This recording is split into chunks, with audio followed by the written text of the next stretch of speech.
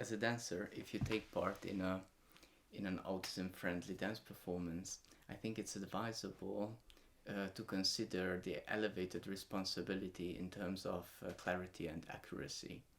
And what I mean by that is the clarity and accuracy of expression, the clarity and accuracy in terms of movement, in terms of choreography, in terms of structure, and in terms of proxemics on stage, where you are, which angle you are directing your movements towards to.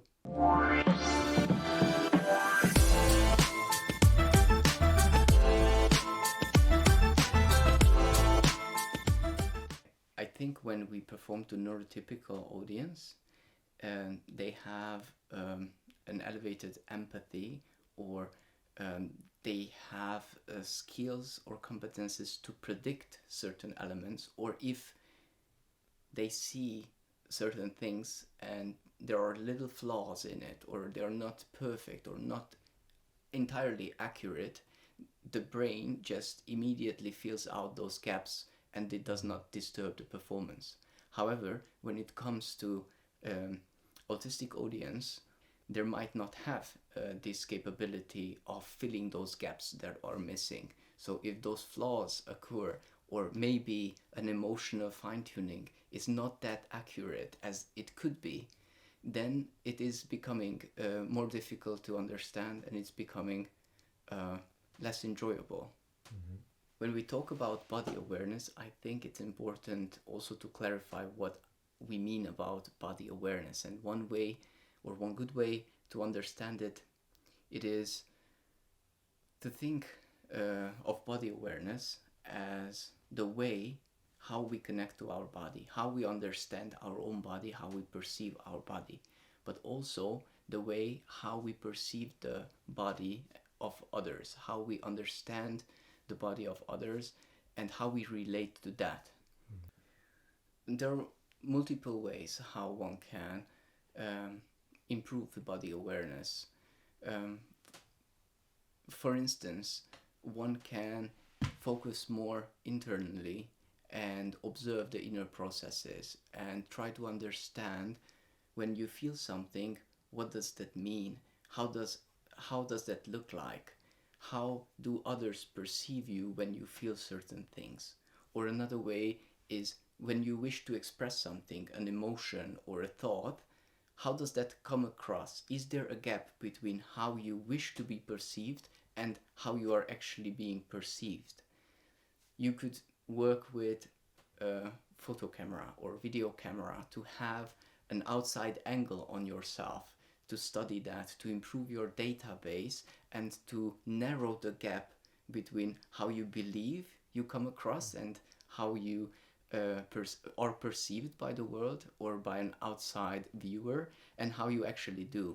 So to narrow this gap, it can help very much your accuracy on stage.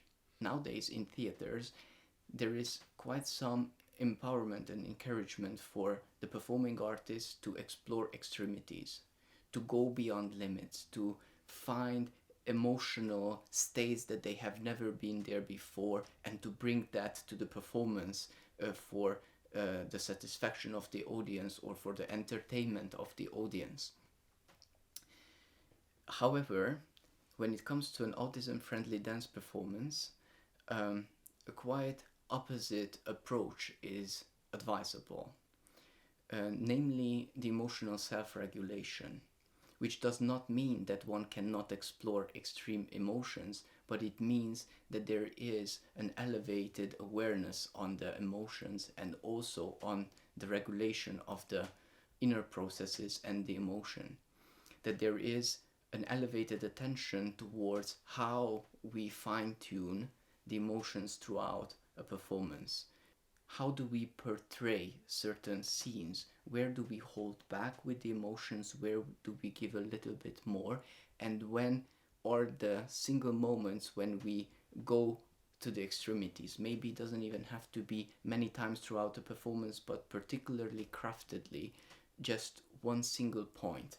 And throughout the performance, being in the present and being aware of the whole circumstance, of the people and colleagues and dancer fellows on the stage, as well as your own body, there is a possibility to create an emotional landscape, like how you design that emotion, how is that construction of emotion being navigated through the performance, how can it become a sculpture of emotions through time. I think there is a whole world between certain elements. So when we as performing artists think about the elements of a choreography as if there was numbers, for example, then we have 1, 2, 3, 4, 5, and then there is between 1 and 2 there are indefinite amount of numbers. So if we zoom in, then we have another eternity, and then we have another one, then we have another one. So is that with the elements of a choreography. So if we learn a choreography, we fine-tune all the details that we are asked to do.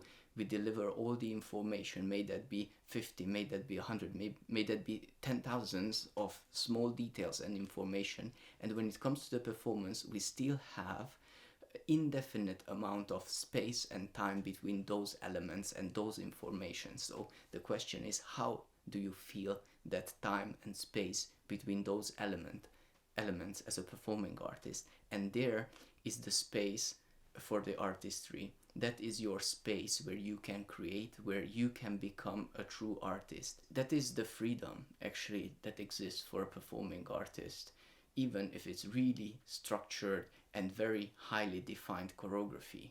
There is still an eternity between each detail and each single element. So this is where a performing artist, where a dancer, you can bring in your own authenticity and your autonomy. This is what you can use to portray your own individuality, which is absolutely necessary. The autonomy of a dance artist and the individuality of the dance artist is essential from the point of view of our project Takiwatanga, because this is what will become art. And what we want to create in this project, we want to give access to this art. We want to create the way, the possibility for audience living with autism spectrum disorder to have access to that artistry. So this is how clarity and accuracy will meet the autonomy of the dance artist, and this is how I think we can higher the chances of performing arts to reach a wider spectrum of audience. Some of the tools that a dance artist can fine-tune and through which one can create clarity and accuracy are, for example, facial expression. That are also gestures.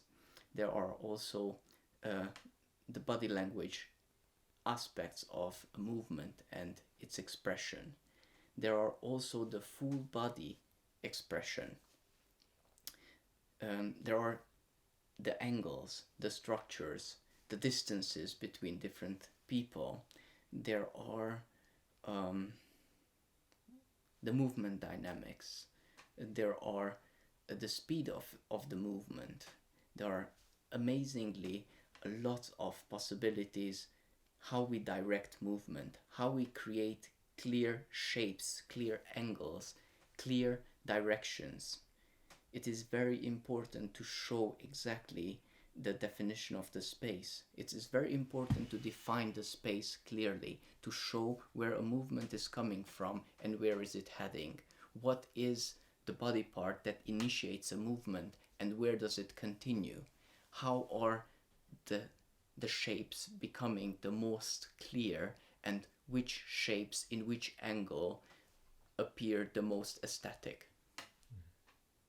When we are talking about an autism-friendly dance performance, the role of accuracy and clarity and precision is not only for artistic purposes, but it is also there to create a safe environment for the people on the spectrum. And this is why there is an elevated responsibility there from a performing artist. And when you as a dancer, you understand this elevated responsibility, you have maybe another motivation to fine-tune those tools that you have, to look into more possibilities, to explore yourself, to know yourself better, to actually try to understand what the meaning of a movement is, what does that mean etymologically, anthropologically, what is their body language content, what does it mean in the eyes of society today, and what had it meant when it was used a couple of hundreds of years before. So all these dense historical elements and also societal elements that are present in a movement, it is important to understand, because through this dancer can become a more mature artist. The more mature an artist becomes, the more confidence they can bring to the stage. And the more confidence there is on stage, the more relaxed and more safe it is for the audience.